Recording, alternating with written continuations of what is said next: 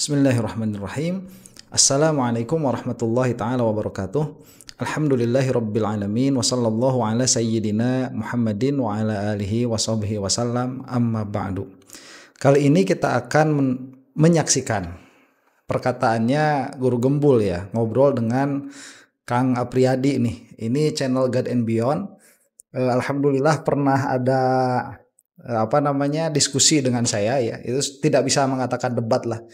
Debate itu ya harus posisinya itu, temanya itu harus jelas, baik itu isbat atau nafi. Kemudian salah satu pihak itu harus mengisbat atau menafikannya, dan bagusnya memang ada moderator yang sama-sama paham mengenai ilmu jadal begitu, ilmu berdebat. Nah, di sini ada perbincangan antara Guru Gembul dengan Mas Apriyadi ini mengenai judul judul videonya sih paradoks ketuhanan begitu ya. Nah, dan akan kita saksikan di sini bahwa Guru Gembul ini otaknya tidak mampu mengabstraksi masalah. Jadi masalahnya itu orang seperti ini dia tidak akan bisa masuk ke dalam pemahaman filosofis yang mendalam. Karena bagi orang-orang seperti Guru Gembul ini pada akhirnya perkara-perkara yang nyata itu harus bisa terindra, harus bisa dipersepsi dengan panca indera. Itu nanti akhirnya akan begitu, dan itu adalah pola berpikir yang sedari awal sudah Guru Gembul bawa saat berdiskusi dengan Ustadz Nuruddin, kalau ingat kejadian itu ya beberapa waktu yang lalu. Nah, kita akan saksikan ini. Oke, kita kasih mukadimah dulu di sini ya. Ini katanya berkenaan dengan apakah Tuhan bisa menciptakan Tuhan yang lain atau tidak. Kemudian karena tidak bisa mengkonfirmasi pernyataan mana yang benar. Nah, inilah yang saya maksud, dan sebagai bukti bahwa Guru Gembul ini tidak bisa berpikir abstrak. Jadi kalau Guru Gembul itu mungkin ya dalam hal ini dia kan orang yang percaya adanya Tuhan ya, malah mengakunya kan agamanya Islam itu. Dan kita saksikan memang dia Islam ya. Mau bagaimana lagi, terpaksa kita menyaksikan bahwa dia itu Islam. Mengkonfirmasi apakah Tuhan itu bisa menciptakan Tuhan atau tidak, mungkin bagi Gurgem ini kita harus bertemu dulu dengan Tuhan, kemudian kita tanyakan kepada Tuhan, Tuhan apakah engkau bisa menciptakan sesuatu yang semisil denganmu atau tidak. Nah, katanya berbicara tentang masalah ini tidak ada faidahnya. Oke, saya mau ngasih tahu dulu begini ya, faidah di dalam pengertian yang umum yaitu sesuatu yang bisa mencapaikan kepada maksud, itu faidah ya. Jadi kalau misalkan sesuatu ini dia tidak bisa menyampaikan kepada maksud, maka kita katakan ini nirfaidah, dia tidak ada faidahnya. Apabila dia bisa menyampaikan kepada maksud, maka kita mengatakan bahwa ini ada faidahnya. Nah, pada akhirnya nanti sesuatu itu berfaidah untuk seseorang, belum tentu berfaidah untuk orang lain. Nah, itu gambaran umum tentang faidah. Nah, sekarang apakah pertanyaan mengenai apakah Tuhan itu bisa menciptakan yang semisal dengan dirinya atau tidak? Apakah pertanyaan ini pertanyaan yang berfaidah atau tidak? Nah, sebetulnya kalau Gurgem ini mau sedikit saja belajar mengenai teologi, mengenai ketuhanan, ini salah satu pertanyaan yang faidahnya adalah kita mengetahui ta'alluqat qudrohnya Allah Subhanahu wa taala. Jadi kalau kita katakanlah Tuhan secara umum begitu ya, jangan dulu ke Allah. Apakah alam ini ada yang menciptakannya? Itu kan pertanyaan filosofis juga tuh, karena mata kita tidak melihat bahwa alam ini diciptakan. Akhirnya kita bermain rasio di situ, yang mana kemungkinannya hanya dua, ya apakah ada yang menciptakan atau tidak. Dan pembahasan ini sudah selesai sebetulnya di dalam ilmu kalam. Dalam pengertian sudah selesai, kalau Anda lihat di belakang saya, ini kitab yang row kedua nih, yang terlihat di layar begitu ya, yang baris kedua ini semuanya ilmu kalam. Ada di sana Fathul Bari sedikit, karena memang disusunnya nggak bagus kalau semuanya ilmu kalam. Itu yang di tengah yang kedua itu, kemudian di bawah ada sedikit itu tentang ilmu kalam. Dalam pengertian bahwa pembahasan tentang hal ini adalah pembahasan yang memang dibahas oleh para ulama kalam. Nah, apa faidahnya? Faidahnya itu tatkala kita kembali tadi, apakah alam ini ada yang menciptakan atau tidak?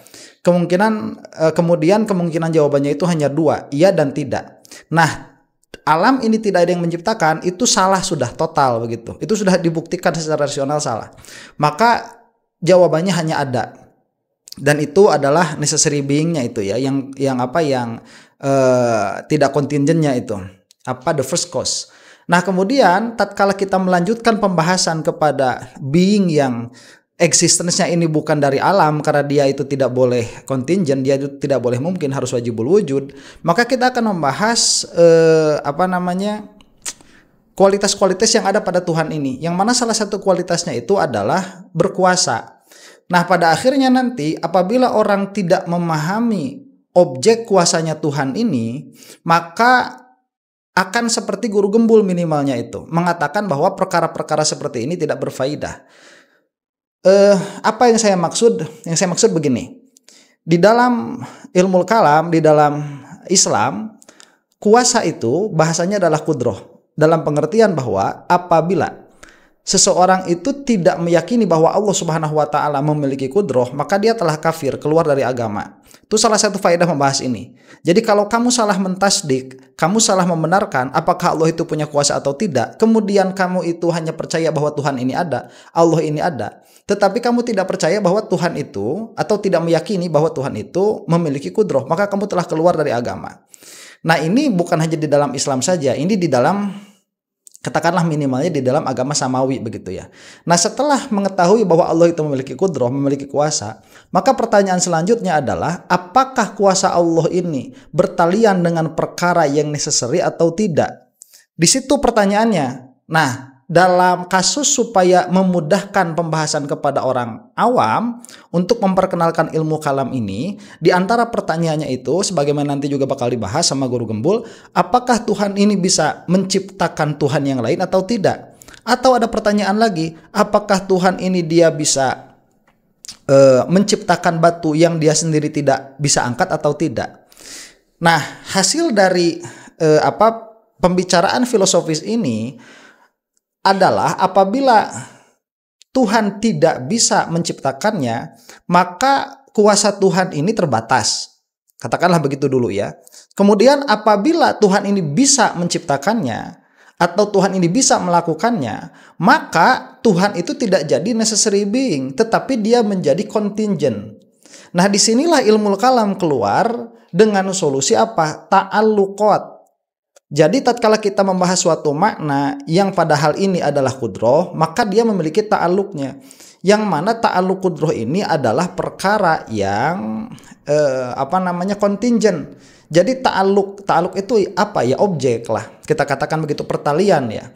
Jadi kudroh Allah ini, kudroh Tuhan ini, kuasa Tuhan ini, dia tidak bertalian dengan sesuatu yang sedari awal dia itu bukan sesuatu yang kontingent. Jadi apabila dipertanyakan apakah Tuhan itu berkuasa untuk membuat Tuhan yang lain atau tidak, pertanyaannya jangan dulu dijawab ya atau tidak, tetapi pertanyaannya akan kembali kepada objek, apakah adanya Tuhan yang kedua itu sesuatu yang kontingent atau yang impossible. Pertanyaannya di situ. Nah, apabila ini dijawab, nanti ada dua jawaban memang. Yang mungkin dia itu contingent, mungkin dia itu impossible. Karena kalau necessary being tidak bisa begitu ya. Kenapa tidak bisa? Ya karena namanya juga yang tidak ada begitu. Menciptakan berarti Tuhan yang tidak ada. Berarti sedari awal ini adalah contingent, perkara yang mungkin. Nah, apabila dijawab ini bisa, maka kembali nanti kepada makna Tuhan itu sendiri. Bisa Tuhan menciptakannya, maka adanya Tuhan karena ini nanti akan menjadi misil, itu menjadi kontingent, menjadi mungkin. Sedangkan itu mustahil karena dari awal kita sudah mengatakan bahwa Tuhan ini bukan sesuatu yang kontingent, tetapi sesuatu yang absolut, sesuatu yang necessary. Kemudian apabila dikatakan tidak secara mutlak, maka itu akan membatasi kuasa Tuhan. Maka disitulah kita mengatakan bahwa sedari awal adanya Tuhan yang kedua itu impossible. Sedangkan kudrohnya Allah itu tidak bertalian dengan perkara yang mustahil. Karena apabila bertalian dengan yang mustahil akan keluar yang namanya qalbul haqaiq, yang mustahil jadi mungkin. Karena ini tidak terjadi, maka bahasanya itu Tuhan bukan tidak bisa, kuasa Tuhan tidak bertalian dengan menciptakan Tuhan yang kedua begitu. Itu jawabannya. Nah, kemudian apa faedahnya nanti? Faedahnya nanti karena ini adalah pola pikir filosofis ya. Nanti orang yang melihat video ini akan mengatakan lah penjelasan ribet. Ya memang susah. Ini perkara yang tidak semua orang bisa memahami begitu. Ini sudah pendalaman di dalam ilmu kalam.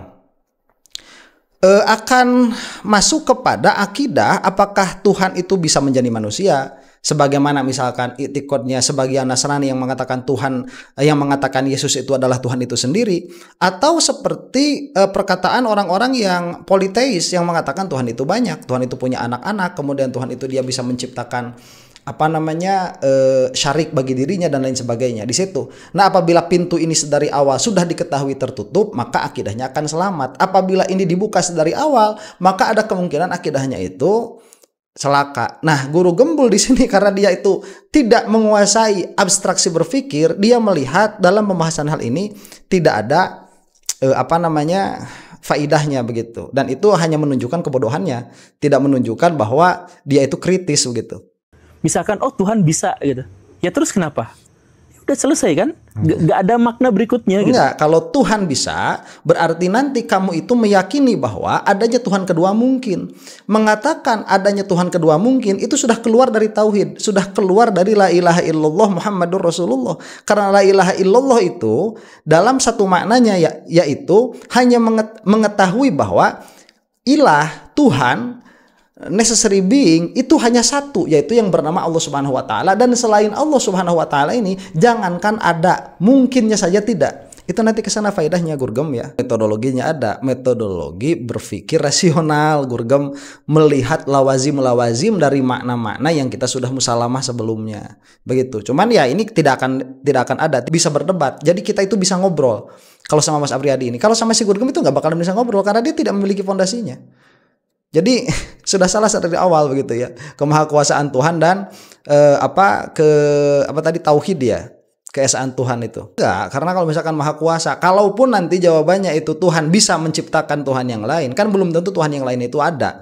Jadi masih bisa kita itu menerima bahwa Tuhan itu esa dengan sambil menerima bahwa Tuhan itu bisa menciptakan Tuhan yang lain. Itu tidak bertentangan. Apakah tatkala Tuhan itu bisa menciptakan Tuhan yang lain, apakah ada Tuhan kedua? Kan belum tentu juga. Yang mana tadi sudah saya katakan, ta'aluk kudrohnya Tuhan ini, kemahakuasaannya Tuhan ini, kuasanya Tuhan ini, dia tidak ta'aluk, tidak memiliki perkaitan secara objektif dengan perkara-perkara yang sedari awal memang dia itu impossible secara akli begitu, bukan impossible secara adat. Betul memang ya kata siapa, Al-Imam Al-Juwaini itu, orang tatkala dia tidak memahami yang wajib, yang mustahil dan yang jaiz, dia itu tidak punya akal. Memang betul, bakal susah. Jadi otaknya nggak nyampe di dalam berpikir. Kalau sedari awal dia mengatakan Tuhan itu tidak maha kuasa, iman kamu itu hilang begitu ya di sisi Allah, itu sudah hilang. Nanti di akhirat, kalau kamu percaya akhirat Gurgem ya, kalau kamu tahu akhirat itu ada, saya nggak tahu, dia itu tidak bisa membedakan antara keyakinan dan kebenaran begitu ya, dia tidak bisa membedakan itu. Jadi kalau misalkan ini nanti dikatakan Tuhan, ada seseorang yang punya i'tiqad, ini kan keyakinan nih, yang memiliki keyakinan bahwa Tuhan itu tidak berkuasa, tidak maha kuasa, dia luntur sudah keimanannya, tidak bisa dikatakan beriman apalagi muslim. Nanti di yaumil qiyamah dia dibangkitkan dengan orang-orang yang kafir. Tuh di situ pembahasannya para ulama. Makanya kalau kamu bukan alim, jangan suka ngobrol tentang agama begitu, akhirnya kacau. Akhirnya meracau kayak burung beo seperti si Gurgem ini. Terusnya ke sana begitu. Ya, konsekuensinya itu. Nah, kalaupun nanti misalkan orang ini sedari awal dia itu mengatakan bahwa Tuhan yang kedua ini mungkin ada, therefore kuasanya Tuhan itu bertalian dengannya, dalam pengertian bahwa Tuhan berarti bisa menciptakan Tuhan yang kedua. Nah, itu belum tentu menjadi kafir kalau seperti itu. Tetapi nanti akan terbuka pikirannya kepada adanya Tuhan yang kedua. Jadi adanya Tuhan yang kedua itu menjadi menjadi mungkin. Dilihat dari segi itu, dia juga bisa keluar dari agama begitu. Itu permasalahannya di situ kan. Dengan apa? Dengan melihat kelazimannya, konsekuensi apabila satu premis ini dinyatakan benar begitu. Jadi kita berangkat dari satu premis, kemudian nanti kita berangkat lagi kepada premis yang lain sebagai konsekuensinya, sebagai lazimnya. Nanti di situ juga akan melahirkan konsekuensi lagi yang lain, yang mana apabila ini akhirnya nanti kembali kepada kontradiktif, maka premis yang awal ini dia pasti salah begitu. Berarti keyakinanmu atas apa yang kamu yakini ini salah, karena ini akan melazimkan atau akan memberi konsekuensi kepada kontradiksi. Apa sih? Gurgam, kamu tuh ngomong apa? Tolol. Setelah itu apa gitu? Jadi aksiologis gitu. Apa gitu? Apa itu udah ada Quran, udah ada hadis, di situ ada aqaid, yang mana aqaid ini itu bisa dijelaskan secara rasional. Itulah yang dilaksanakan oleh para ulama kalam. Hanya kuasa belaka, maksudnya apa? Tuhan itu sifat kudroh begitu.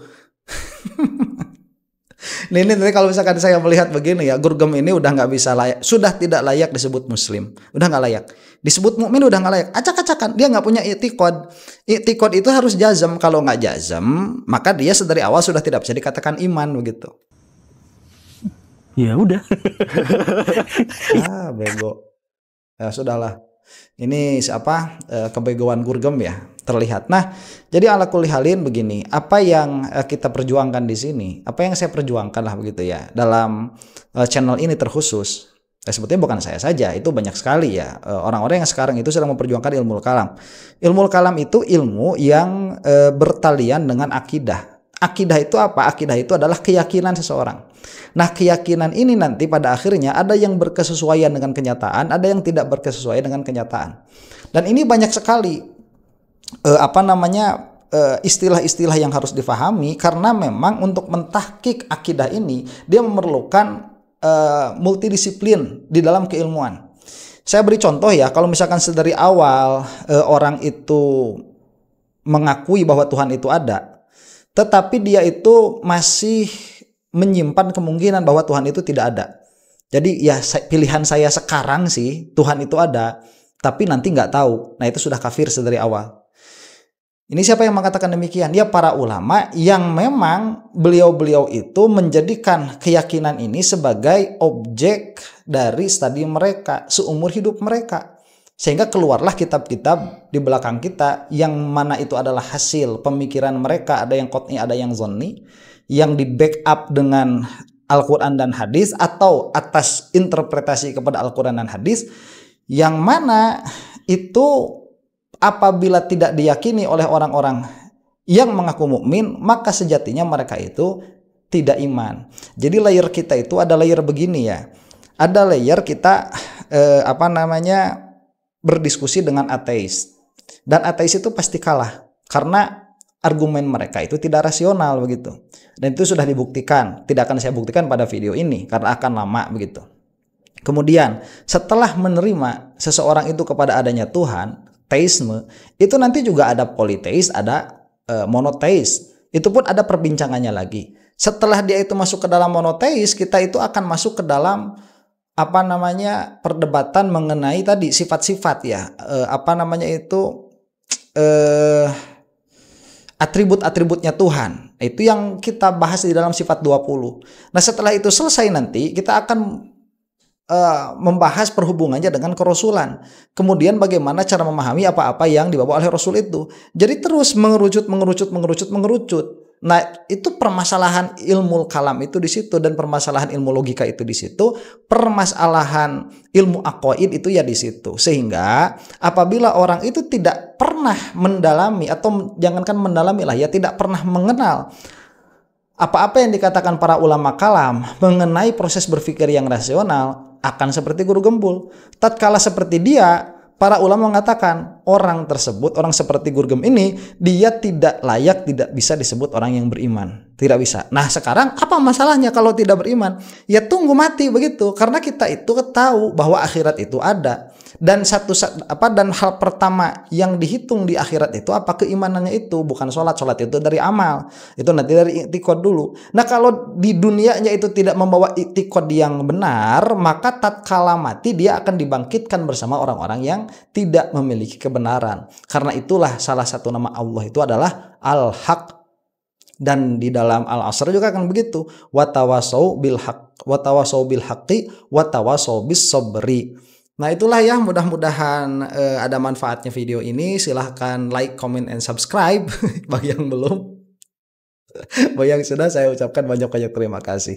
Wallahu ta'ala a'lam bishawab. Assalamualaikum warahmatullahi ta'ala wabarakatuh.